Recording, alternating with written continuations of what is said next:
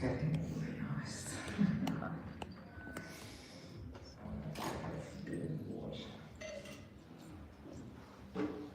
Okay.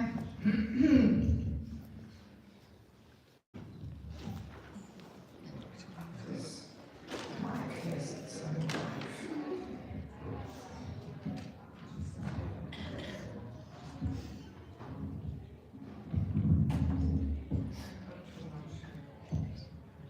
Okay, good. Yes, yeah. Om Agyantanandasya Gyanandalasakaya Chakshurmritam Vena Tasmai Shri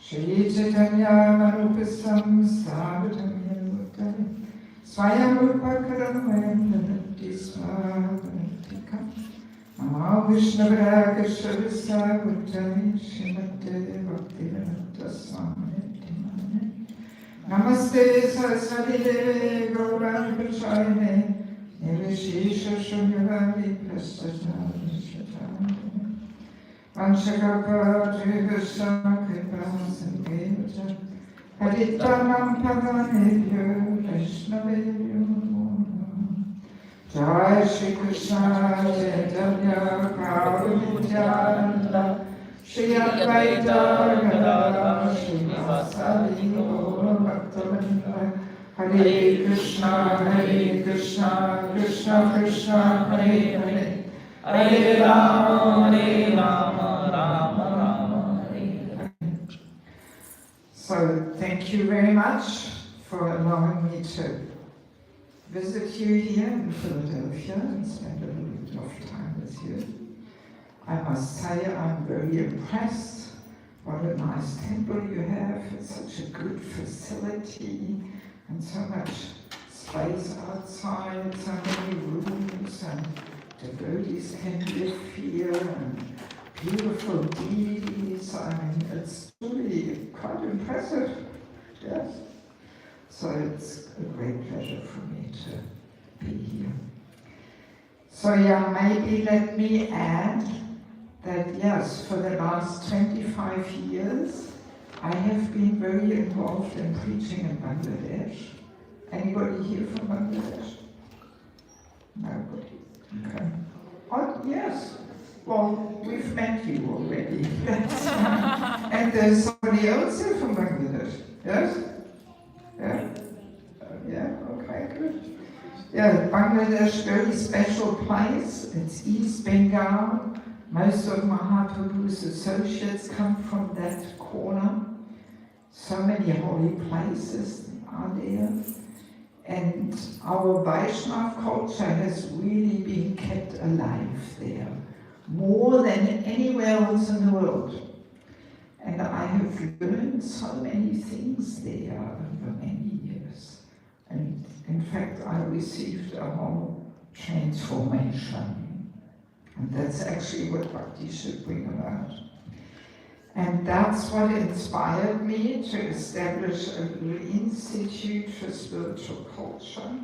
Let me see, did I bring? Yes.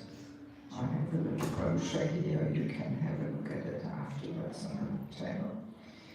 And my base is actually Mayapur. So Mayapur is the only place where I spend more than 1 or 2 weeks. I'm there for 3 months per year, and I give different courses there. And these courses I'm putting now in book form, because each of these courses is 15 hours, and not everybody can come to Mayapur and take all these courses. So that's why I put them in book form, and then they can reach more people. So at the end of our little talk, I will say a few words about each book, hoping that maybe some of you will feel inspired to get some. Actually, quite a lot of devotees here got some books already. Yeah. Okay, so now our topic, the power of consciousness. So this is a pretty interesting topic, because we speak so often, we use this term consciousness, but we may not even fully understand what consciousness actually is, right? And after all, we are the International Society for Krishna Consciousness. So, and Prabhupada was always saying, before we become Krishna conscious, we have to first become conscious. So let us tonight try and become a little conscious of consciousness. What consciousness is, where consciousness comes from, how other people's consciousness affect us, and how our consciousness affects people, and. So, yes, consciousness is actually a very powerful energy emanating from the soul. It's the life force.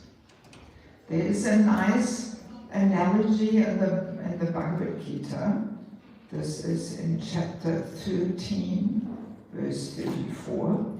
There Krishna gives this analogy of the sun illuminating the universe. Yep, please everybody switch off your phone. So there Krishna says, as the sun alone illuminates all this universe, so does the living entity, one within the body, illuminate the entire body by consciousness. So it's a nice analogy which is quite, we can easily relate to it. So in the same way how the sun permeates the whole universe with the sunshine, in the same way consciousness comes from the soul and is flooding the whole body with a very powerful energy.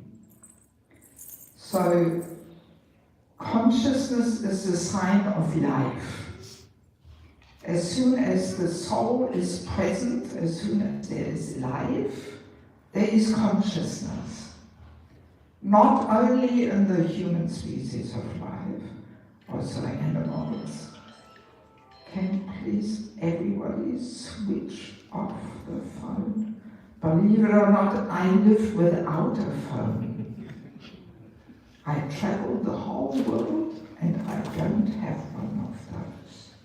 I don't want to have one of those. It's possible.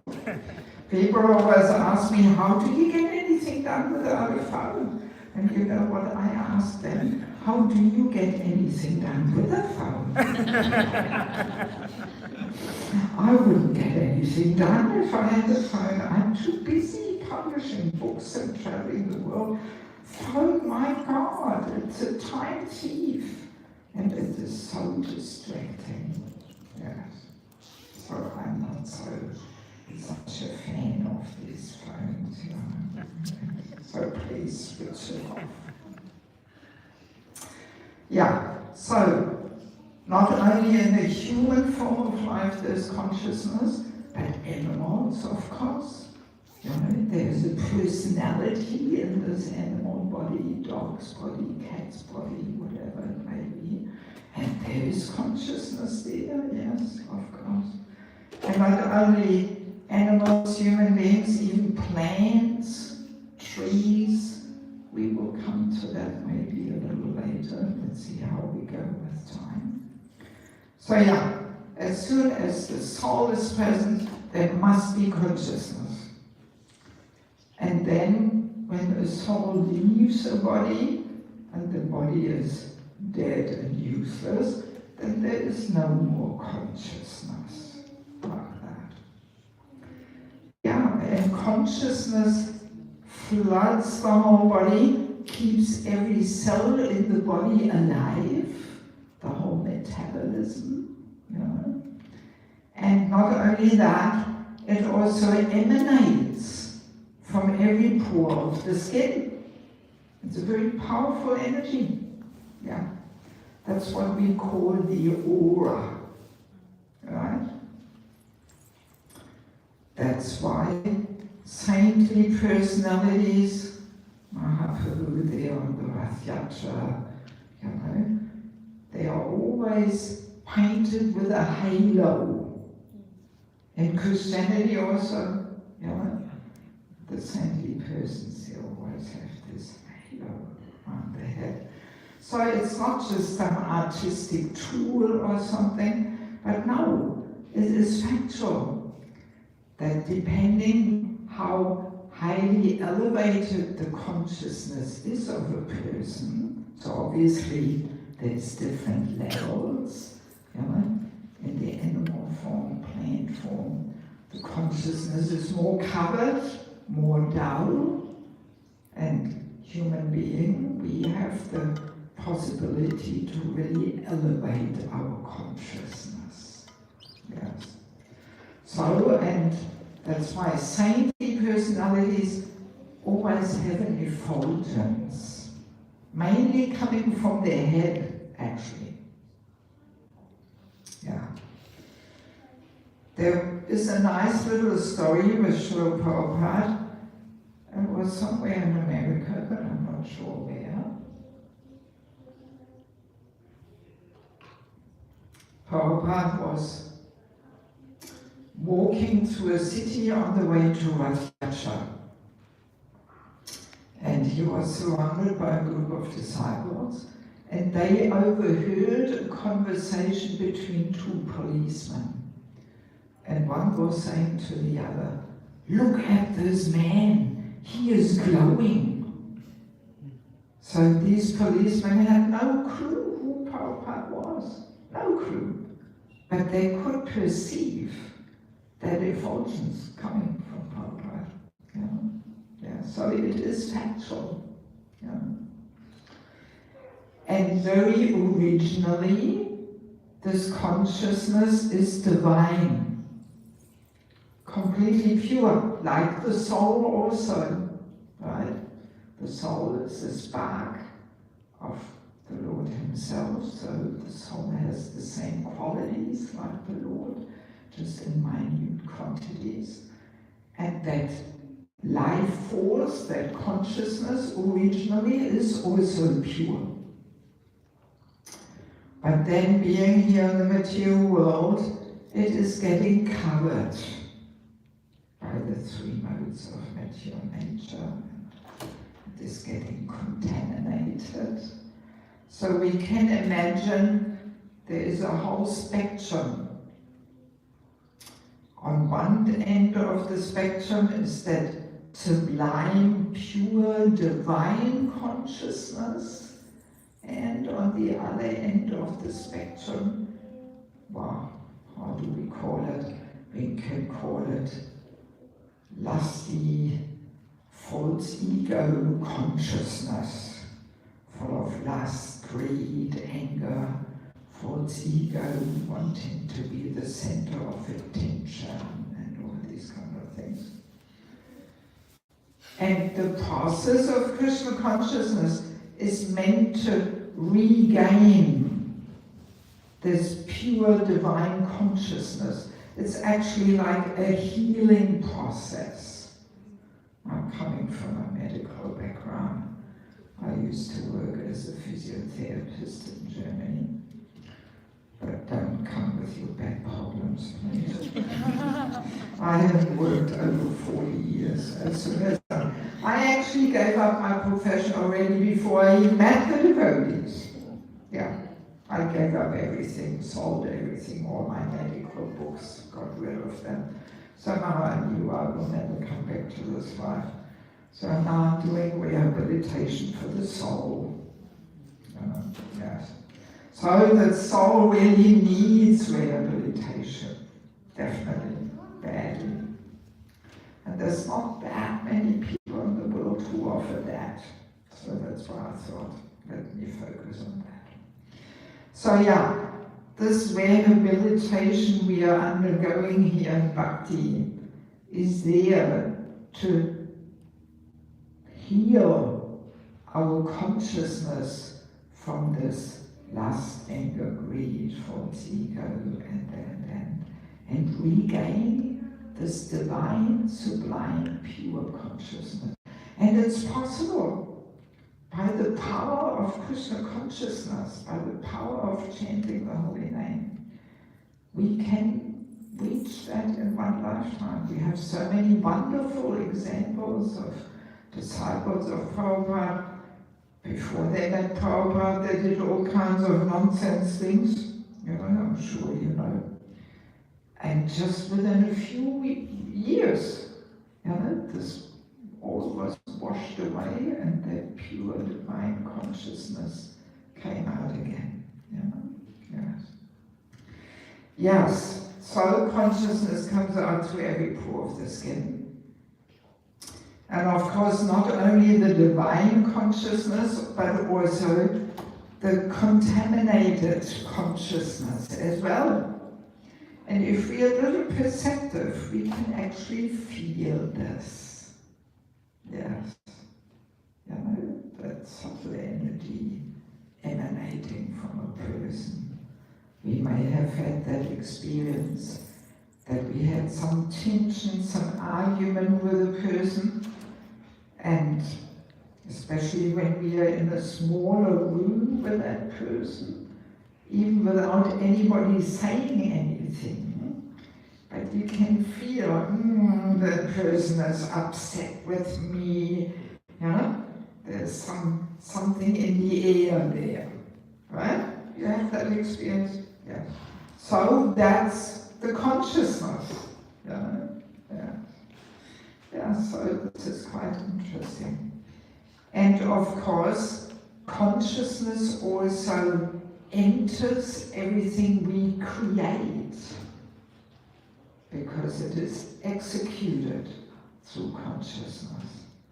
I'm sure you have all heard that we say the consciousness of the cook enters the food he cooks, right? Yeah. So, this is factual, because cooking is done with consciousness through the hands, and that energy emanates and enters what we create there. In our example, the food. And it lingers there as a subtle energy. And then by eating this food, we get, something of that consciousness of the cook. So that's why here in the temple, we try our very best that only those cook who are in good consciousness, who at least follow our principles and chant, and depending on what standard we can have.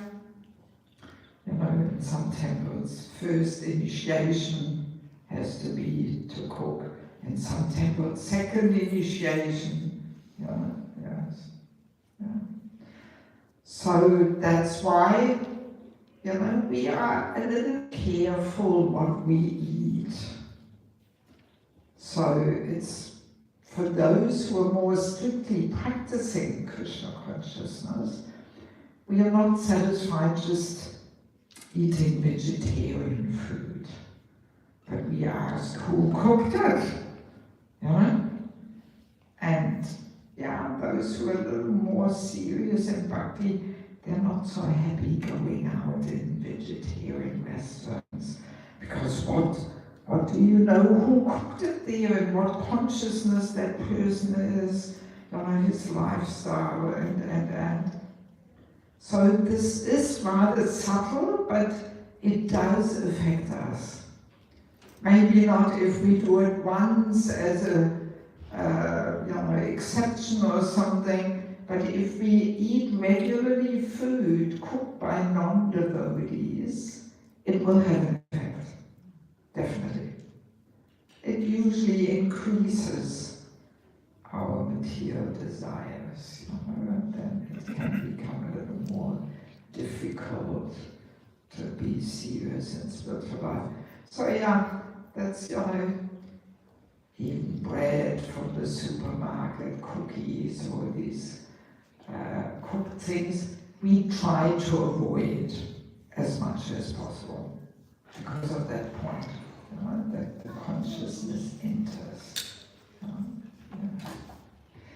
But But the consciousness doesn't only enter the food we cook, it actually enters anything we create. That's why handcrafted things always have a nice feel to them, you know?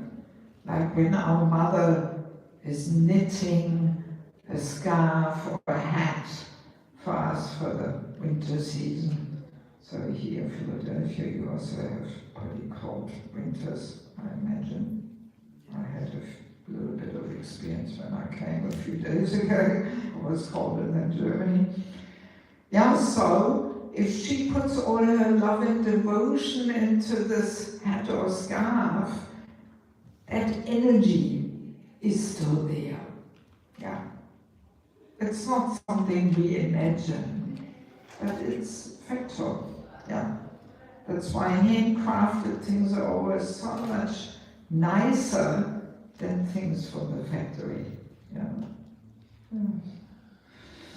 Yes. And that's why, for example, you know, some items saintly personalities have used, right? Our gurus or Prabhupada, like in Vrindavan, you have a whole museum in Prabhupada's rooms what Prabhupada all used, right?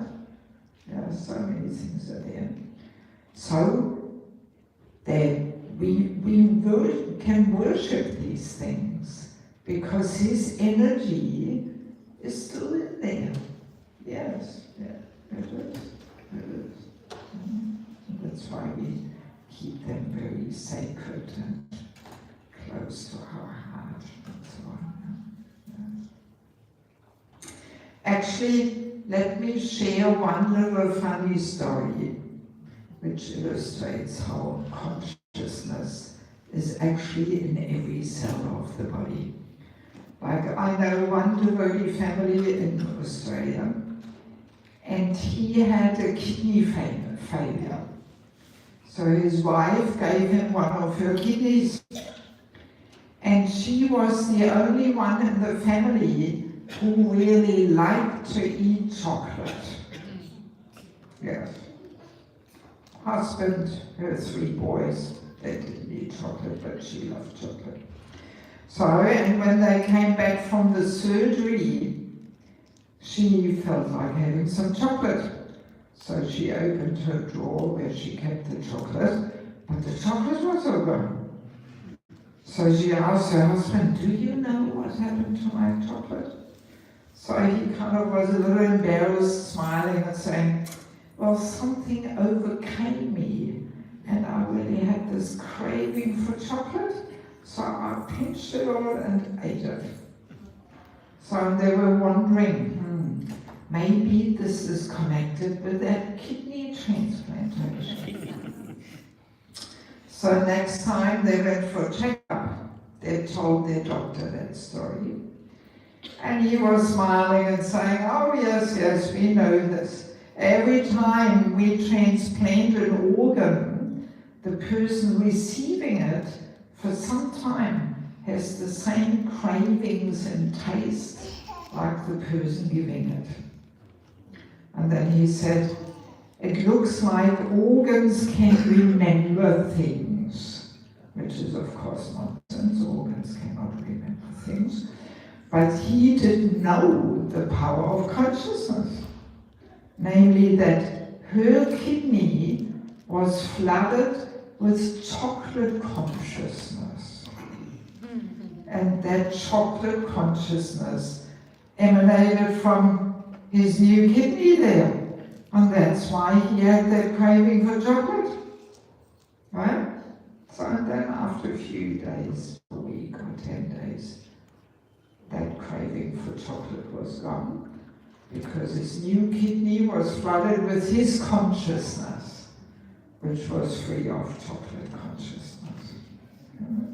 So it's a medical proof how consciousness is in every cell of the body, every organ, right? Not only that, also when ladies are pregnant, good to know that the child completely gets her consciousness. Yes, completely. Because her consciousness floods her whole body, including the child in the womb. Completely. So this is an important thing to know for us ladies, that the child hears everything. Hears everything. Yes. And it gets the mother's consciousness. So that's why during pregnancy, actually child raising does not only begin when the child takes birth. It already is there in the womb, and even before conception, child raising starts. Because again, according to our consciousness, when we conceive the child, that attracts a certain soul to take birth in our family. Yeah. So we invite a certain soul through our mentality, through our consciousness. Yeah, so it's not a coincidence who takes birth in our family. It's a whole science. Gauvedhan Samskara, we call this. So, if the parents really, they're in a prayerful, mood of begging the Lord to send a nice soul to take birth in our family, so then the Lord reciprocates with that and sends a soul who is already spiritually more developed. But if a child is conceived simply out of lust or maybe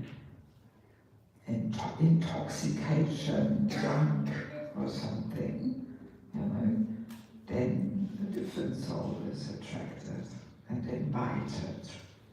Yeah, so that's how consciousness, we come across this topic of consciousness in so many fields of daily life, actually. Yeah, so pregnancy, child feels every emotion, fully gets the consciousness of the mother. So that's why in pregnancy a mother should be very Krishna conscious. She should be relaxed, no anxieties, not having to run to work and all that. She should be all absorbed in spiritual topics, chanting, reading the scriptures, singing the bhajans. The child hears it all, yes. So then, we can really set an empowered personality into this world who makes an amazing contribution to Lord Chaitanya's Sankirtan movement. So it's our whole science. Even the milk, when mothers are breastfeeding, the milk also has the mother's consciousness completely. That's for you. Yes. I mean, usually the doctors say, yes, the child gets the mother's immune system through breastfeeding. That's just the gross part. The subtle part and even more interesting part is the consciousness. Yeah, so it's all pretty subtle and interesting. Then another amazing thing is that, as I mentioned, not only human beings and animals have consciousness, but for example, trees also. Oh yes, trees are quite amazing creatures, actually. As we say, we should be as tolerant than a tree, right? Shikshastika. So trees, so tolerant, and they give shade, they give fruits and flowers, they transform carbon dioxide and oxygen, and they give shade, and they actually give off healing energy.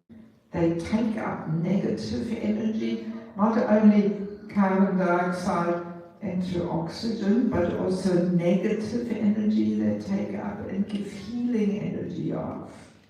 Prabhupada says this. That's why parks are very important. Nature, spending time in nature, because of the trees emanating healing energy. You know?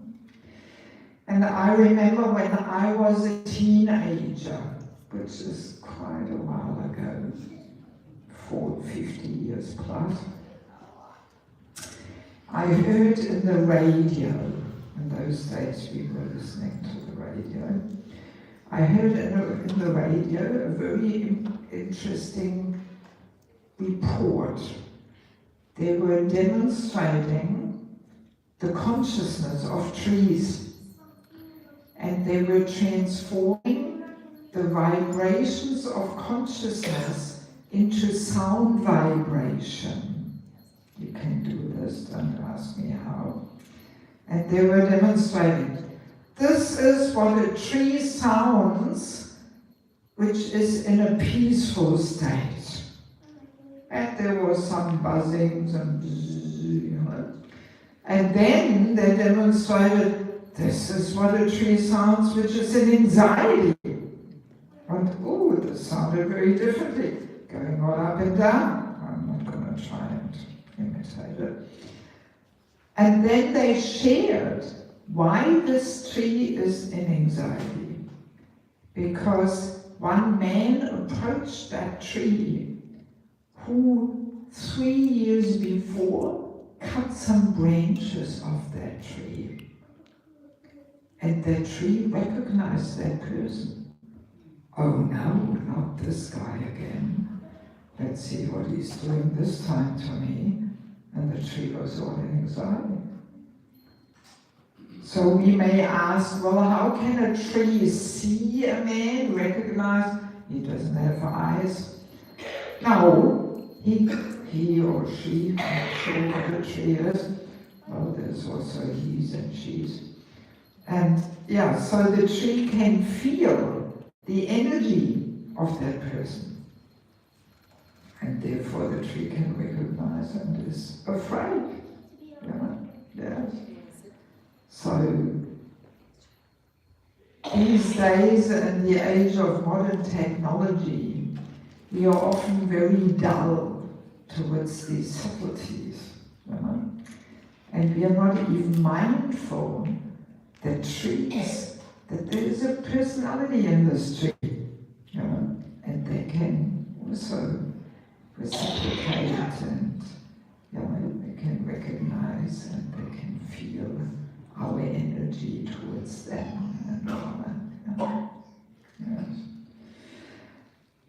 Actually, who of you has been to Mumbai, to Juhu Temple? Yes. So maybe you remember, outside of Juhu Temple, there is a tree which is almost in the middle of the road. Anybody notice this tree? It really stands out. When you see this tree, you think, what the hell is this tree doing here? You know, it's like there's a road, so on the one lane, it stands in the middle of the lane, a tree. And there's a whole story about this tree. When Prabhupada managed to get this property of Juhu Temple, he ordered the devotees, don't cut down this tree. You have to leave it there. Yeah. And Prabhupada was so concerned about this that the devotees would not cut down this tree. Actually, His Holiness Giriraj Maharaj, he tells the story in Vyasa Puja homage to Prabhupada. And he shares how after Prabhupada had left, and then later, 12 months later, he came back to Juhu. As soon as he arrived at the airport, he asked the devotees, is this tree still there? Or did you cut it off? Yeah? Yes. So Prabhupada was so concerned, and Giriraj Maharaj makes this point, that Prabhupada was so concerned about all living entities, even trees. What to speak of human beings, his disciples.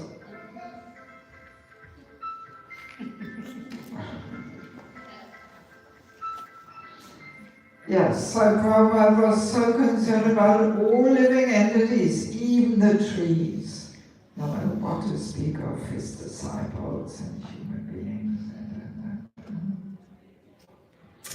So now another interesting thing is that actually consciousness travels on sound vibration coming out of our mouth. Yeah. So very difficult to hide our mood when we say something, for example. It's actually like Krishna's arrangement that the voice is very closely connected to emotions, right? So if we are angry, it's impossible to hide this. As soon as we open our mouth and say something, it comes out, right? Doesn't matter how much we try and suppress it. People who know us, they can immediately understand, oh, he or she is angry or whatever, you know. And the voice easily chokes up, you know, so it's very closely connected to our emotions. And I dare say, this is Krishna's special arrangement, that consciousness travels on the sound. Kirtan. That's what's happening in Kirtan. That the consciousness of the person leading the Kirtan travels on that sound vibration coming out of his mouth, and it is affecting each and every person's heart in the audience.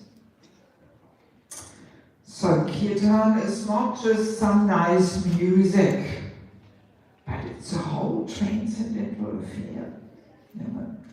That's why it's so important that whoever leads Kirtan is in a very devotional mood, really connecting with the Lord, calling out to Him, longing for a relationship with the Lord. That's how Kirtan should be chanted. And then that pure devotion and love travels on the sound vibration and affects each and every person's heart in the audience. Yeah, it's very powerful. But then there's also the other example. If we sing Kirtan in the mood of showing off, false ego, trying to demonstrate how great our voice is, and we basically try to glorify ourselves instead of the Lord. And yeah, unfortunately these things are going on because it's so subtle, you know. So then this kind of false ego consciousness travels on the sound vibration, and that also affects everybody's heart and the audience. You know? Yeah, so that's why Kirtan should be chanted in as good consciousness as somehow possible, not wanting to bring attention to ourselves, but really glorifying the Lord and expressing our love. Actually, Kirtan we can describe as the perfect and sublime love song dedicated to Krishna. You know, in the material world we have all these love songs. I love you, you love me, I cannot live without you, and blah, blah, blah. So, but that should be offered to Krishna actually. You know, so Kirtan is the perfect, absolute, sublime love song. Yeah, and that's the mood we should chant in Kirtan. You know? Yeah, so, and once we understand how sound vibration travels, consciousness travels on sound vibration, we are also a little careful what kind of sound vibration we want to invite in our life, right? So, those of us who are a little more serious in this bhakti process, we try and have some devotional sound vibration, chanted, sung by devotees. The more advanced, the better. And we avoid all this mundane music, Bollywood music, cinema music. You have to see also, I guess, right? We bring it all from India to Philadelphia. Or rock music, there's, if we're a little perceptive, we can feel there's a different energy there. And this does affect our consciousness. So we try and protect ourselves as much as somehow possible from any kind of mundane consciousness. Yes. And another interesting thing, I'm not sure if I should even say it, but maybe I should. That even speaking, same thing. So if we hear talks given by a very elevated devotee, not like me, but really elevated devotee, so then that person's love and devotion also travels on the sound vibration. And if we are eager, if we want to capture something, then it affects the heart.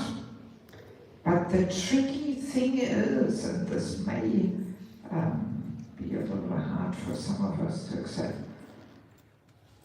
this consciousness of the speaker or singer can only be captured directly from the person's mouth, not through internet. Unfortunately, the camera lens cannot capture that subtle transcendental energy. Yes. So it's good to be clear in this. It means that whenever possible, we should hear from people's mouth. And we should join the live kirtans. There is some little good in recordings. There's two main benefits we get from listening to recordings. One is that we remember that feeling when we were sitting in front of that person and hearing from them, or singing in their kirtans. We remember that feeling. And the second one, we hopefully will be longing for that moment where we can again sit in their presence and hear from them or join their kirtans. These are the benefits that it can nourish what we already captured before. You get my point? Yes. So modern technology, people think, it's so much easier. No need to go all the way to the temple, I just listen at home. Here we do some broadcasting. All right, we capture something, but the main thing, that transcendental energy, that consciousness, we cannot capture that. That's just the way it is. So it's good to be clear. Otherwise, we may take the lazy way out, but ultimately we cheat ourselves, because we're not getting the real thing. So modern technologies have their downsides also. So time is going. Before we ask for questions, can you quickly pass me these books? I do want to say a few little words about each book. All of them. Yes, as I mentioned at the beginning, each book is actually a 15-hour course, which I give them. And this topic of consciousness is also in one of the books, I will tell you. So we have Spiritual Culture, Krishna's Divine System. This is all about women. We women are very powerful. We have a very powerful Shakti. In many ways, we women are superior to men. Oh yes, we have quite a few qualities which men don't have. But then Bhagavatam also says how we should use this Shakti. We should use it to inspire and empower the men around us. Yes. It's quite fascinating to discover how men actually need that feminine energy to be motivated and empowered. Yeah. So, it is thought-provoking reading, even though it may not. Yeah, we have to be open. We have to have an open heart, open mind, and eager to discover new things about Krishna's divine system. And at the same time, we will realize how far we are away from Krishna's system. Yeah. And how all our social problems come from not following Krishna's system, actually. This is a little bit our disease, that we like Krishna, and definitely we like Prasad, and Kirtan is also good, but Krishna's system, no, we don't like that. It took me 25 years of learning these things in Bangladesh. I discovered all these things. Yes, in the beginning of my spiritual life, I had no clue about all these things. Yes, and it's very helpful for married life. Any woman who wants to have harmonious relationships with men in her life should check out this book. It has saved a lot of marriages. And I think we can do that, we need a bit of help. And every man who wants to get the empowerment of the ladies, they should also check out this book. Then we have Sheltering Relationships. This is all about the importance of having a mentor, or in India we say counselor. That just having Diksha Shiksha Guru not enough. We need this well-wishing friend who guides us, who helps us to move forward step by step. If we don't have that, very easily we stay in our comfort zone, and then we become stagnant. And then we can come here for 30 years every Sunday, but nothing really happens in our life, in our heart. It all stays as it is. Yes, and there's a chapter also on envy, how envy manifests to its seniors equals doing is so very interesting. Then we have the false ego, our concept companion and troublemaker. So that's where you find this chapter of consciousness. It's the first chapter actually. What is consciousness? And the kidney flooded with chocolate consciousness and so on there. And so many more things. Yeah. I'm trying to help us understand how our false ego gets almost every day in our life, in our way. And yeah, creates our miseries. And I give steps how to dissolve it and subdue it.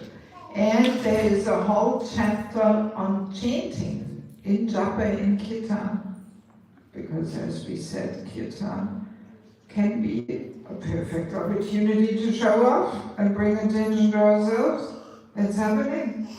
So in the name of Krishna consciousness, we can very nicely feed and boost our egos and massage each other's egos and yes, so good combination, holy name and false ego, because Mahaprabhu told us to not appease it now, so we have to come to this point of humility to actually be able to change. Then we have entering the Grihastha Ashram. This is a handbook for matchmaking. How to see that a boy and a girl are compatible for marriage. Yeah, we need a bit of help in this also. In India, people mainly look at caste and money and nothing else. But there's so many devotional levels of compatibility. And now in India, divorce rate is going up like anything. Sometimes people get divorced after 6 months, because then they had enough time to speak about topics and they realize, oh, we are not matching, we are from different planets. So in this book you find a whole list of over 200 topics which a man and a woman should discuss with a cool head, without pink glasses. That's why I made it pink, by the way. Because of the pink glasses, and then everything looks so rosy. And after about 2 years, the pink glasses wear off. And then, why did I marry this person? Forget it, let me quit, So, and then we have family life as an ashram, secrets of success. How to create this culture of bhakti in our home. Yeah, it's like a handbook for successful, harmonious, Krishna conscious family life. Should be in every household, actually. Very practical and all based on Prabhupada. And if we create this culture of bhakti in our home, if our children grow into this culture, they become very naturally devotees. But if that culture is not lived, and home life is all mundane and materialistic and worldly, then the kids, when they're 15, 16, they walk out, they don't want to know about it. And in this book you find a whole chapter on physical intimacy in marriage. How to live this principle of no illicit sex life. There is a bit of confusion in our society. Nobody talks much about it. And people are often at a loss how to make things work. So I did some research. I came across interesting episodes with Prabhupada, where he says things which most people have not heard. And that adds a whole different perspective to the topic. So yeah, I hope this book will make our family life more harmonious and also at the same time more Krishna conscious. And last but not least, the Vanaprastha Ashram, meeting death with joy. So there's a whole chapter on death, what happens there on all the subtle levels, how to prepare, and how to accompany others in this final 2 or 3 weeks. They're very crucial weeks where we have to know how to give maximum support to a person who is just about to leave. I've accompanied quite a few people in this last phase, and my own parents, both of them had an amazing departure. I kept them at home and fully took care of them and helped them to focus and let go and move out. And wow, amazing. Even though they did not chant Hare Krishna every day. Yeah. And Vanaprastha is that phase in life when the kids are grown up, the parents are meant to move to the next phase, Vanaprastha. Or if we are not married, if there's no kids, If we are heading towards 50, well, this is relevant. Yeah. How we spend this last phase of life so we can meet death with joy. That's actually the goal of Krishna consciousness, to meet death with joy and get out of here, go back to God. Yeah. So my time is up. If any of you would like to have some books, these last 4 books are $20 each. The first 2 are $15 each. For the whole set, many devotees got the whole set. Whole set is $100, little discount. I have to say, these are just my samples now. I had 2 boxes of books, they flew out in the first 2 days. So what we do now, I have already a whole big list of orders. So anybody who wants to get some books, please meet me outside at the book table. And you put down your name, phone number, we tick which titles you want. If you trust me, and I hope you do, you pay me already now, because I'll be gone on Wednesday. But then immediately Wednesday I see how many books I need, and I'll send a message to Mayapur, and we will courier more books down to you per courier. Quite expensive, that's why I cannot give them away, but I have to ask for some little money, because it's very expensive. But within a week, usually the box is here with UPS. And you can pay cash, card, Zelle, Venmo, whatever. Okay, so I'm sorry that we don't have time for a question, because I believe now there will be the arti, right? Is it? Or the Pujas are not there? Who is? Someone can ask one question. One question. Do we have one question about consciousness? Yes, Prabhu. Hare Krishna Mataji, thank you for enlightening. What's the relationship between consciousness, soul, and intelligence? Consciousness, soul, and Intelligence. intelligence. Well, intelligence is one element of the subtle body. Mind intelligence for the ego. So it's a material element of the subtle material body. And as we said, if you were there in the beginning, I'm not sure if you were, that consciousness is that life force, that energy emanating from the soul. Yeah. Like Krishna gives that example, that analogy, the sun and the sunshine. So the sun emanates sunshine, which illuminates the whole universe. In the same way, the soul emanates this life force called consciousness, which floods the whole body, keeps every cell of the body alive, and it even emanates from the body. Yeah, like that. Okay?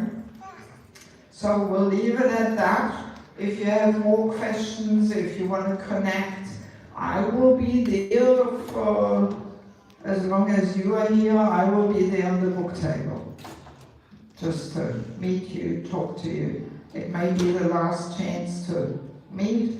We will have an evening program on Tuesday, day after tomorrow, and that will also be an interesting topic. It will be about prajalpa, which means unnecessary mundane talk. Prabhupada made the statement, prajalpa, it will destroy this movement.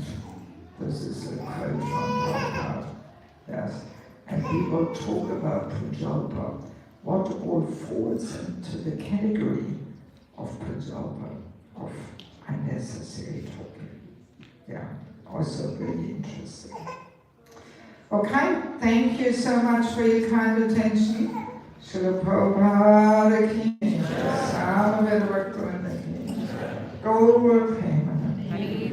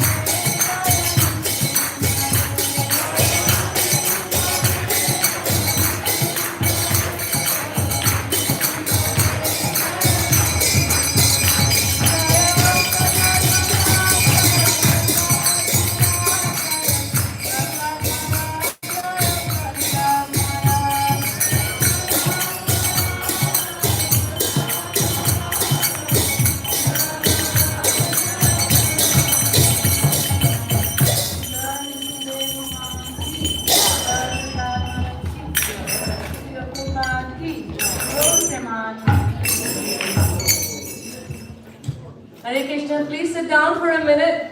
I won't take long, I promise.